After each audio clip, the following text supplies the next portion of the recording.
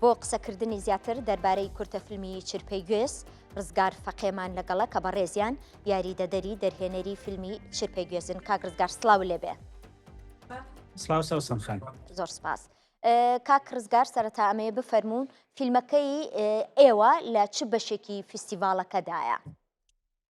سڵاوتان لێبێ بەیوان سەلامەت بن. هەڵبەت ئەم فستیڤاڵەکە ئێسێمە لێرن لە شاری ئیسن لە وڵاتی ئەڵمانیا. فستیڤاڵەکە بە ناوی سنۆدانس خولی چوارەمی فستیڤاڵەکەیە. فیلمی چرپەی گوێز کە خۆی لە حەوت و لە کوسی پێنج چرکە بینێتەوە لە بەشی کورتەفیلم بێت. بەڵێ میکانیزمی وەرگرتنی فیلم لە فستیڤاڵەکەدا چۆن بوو؟ بۆ خۆ جەنابەت ئەزانی وە خۆشت هونەرمەندیت هەر فستیڤاڵێک لە دنیاکرێ لینکێکیان هەیە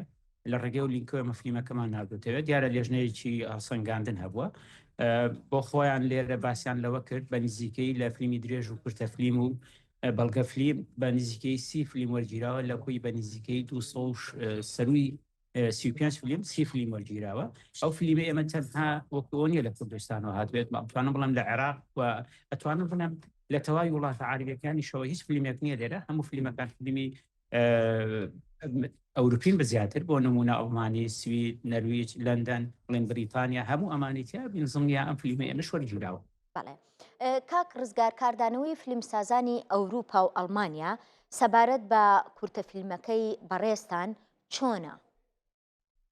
سەوسەن خانەوەی جێگەی خۆشحاڵی بوو بۆ ئێمە بەڕاستی لە ناو هەموو فیلمانێکە کرا دوێنێک لە دەستپێکی فستیڤاڵاتە لە ئۆپنینە فیلمی چرپەی گوێز نمایش کرا. هەڵبەت من یاریدەری دەرهێنەرم لەرێ کە هەم کچی خۆمە بتوڵێ ئەو فیلمەیە بە حزوری ئێمە بە خۆمان لێوە بووین تەنانەت ئەو جل و پۆشاکی کە پۆشی بۆ لەرێ هی ئەو کاتە بوو کە فیلمەکەی ئەو کاتەکە فیلمەکە تۆمار کرا. بەڕاستی یعنی کاردانەوەی کرا بۆ من جێگەی سەرنج بوو. ئەتوانین بڵێن بە ڤیدۆکانی شەڵا لە چەند دوای ئەیدێنێ و بە کورساتی دین بە شوێنی ترێدن زیاد لە سێر خولەک بە پێوە وەستان و چەپڵیان بۆ لێداین. دوای ئەوە بانکراینە سەر ستێجەکە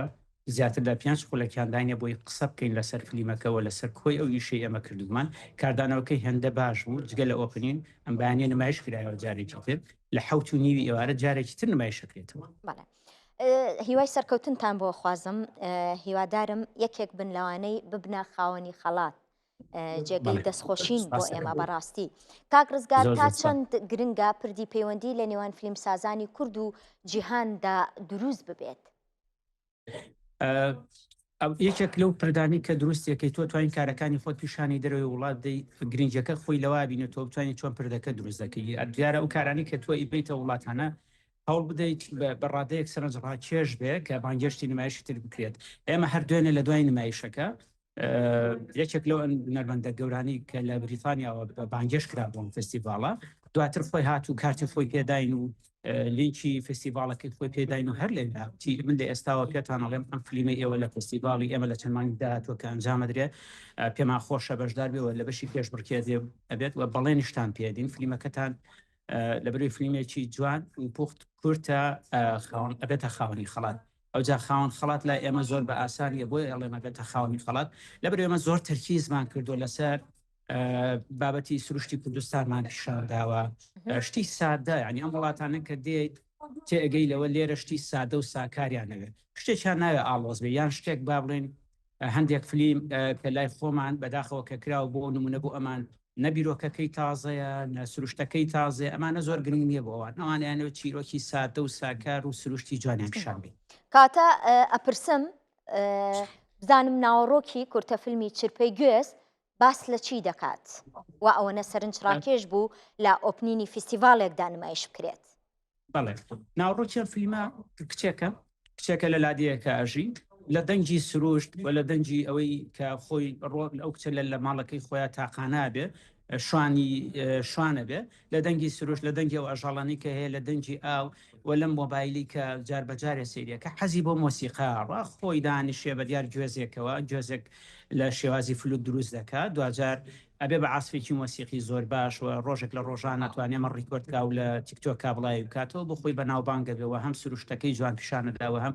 پیشانیەدا کە کچێک لە هەرکوێکی ئەم دنیاە بێت چەند دوورە دەست بێ ئەگەر بێ بگا بە ئارام ئامانجی خۆی مەرامی خۆی ئەتوانێت بگا لە کۆتایی فیلمەکە باوکی پێزانێ پێ خۆش نییە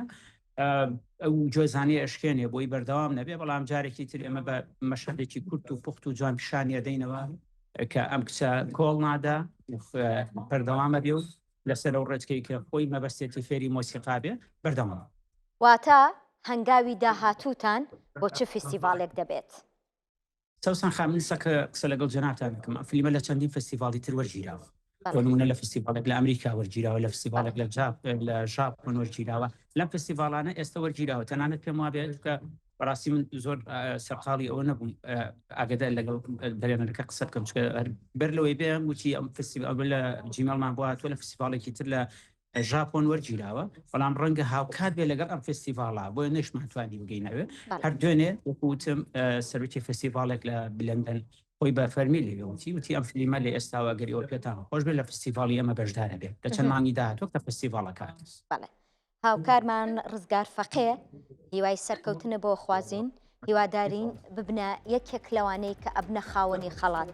سپاس کە ئامادەبی لەگەڵمان سپاس دەکەم سەوسەم خان وەڵای شتە بۆ حەزم کرا ئاماژەیەکە من بۆ خۆ دەزانی لەبەروی لە چوارچێوەی کاری هونەریە جەنەوە کارەکەی ئەمانە گەر هەندێک هاوڕێ و هەندێک لایەن سپۆنسەرت نەکەن هاوکارت نەبن ناتوانانی شەکان بین تە ئەم وڵاتە نەبوو خۆشت دەزانی ئەمانە هەموو دووچە و تێچوو ئەوەیە من ئەمێ زۆر سپاسی هاوڕێم کەیوانی حاجی ماریفی ڕابڵی بکەم بەڕاستی کە خاوەنی کۆمپانیەکانی سەفین و بناری شەمێرانە زۆر هاوکاری من بۆی بتوانین لەم فستیڤالە بەشدارین یعنی ئەوەی کە دڵخۆشی کردم ئەم فستیڤالە من هەر جارێک فستیڤاڵێک دەڵێم لەم جیاوازە لە فستیڤالەکانی تر بەڵام بەڕاستی ئەتوانم بڵێم من لە ساڵی 2010ەوە لە ڕیشانۆ فیلمەوە زۆر گەشتم کردووە بۆ ئەوروپا بۆ وڵاتە عارەبیەکان هیچ فستیڤالێکم نەبینیم لە لیڤڵەکەی نە میوانەکانی نە ئیشەکانی فەقەت ئەمە لیڤڵەکەی بەس بێ دیسان و سپاسی و هاوڕێمەکەم کە زۆر هاوکارم سپاس بێ یۆش سپاس بۆ بەڕێزە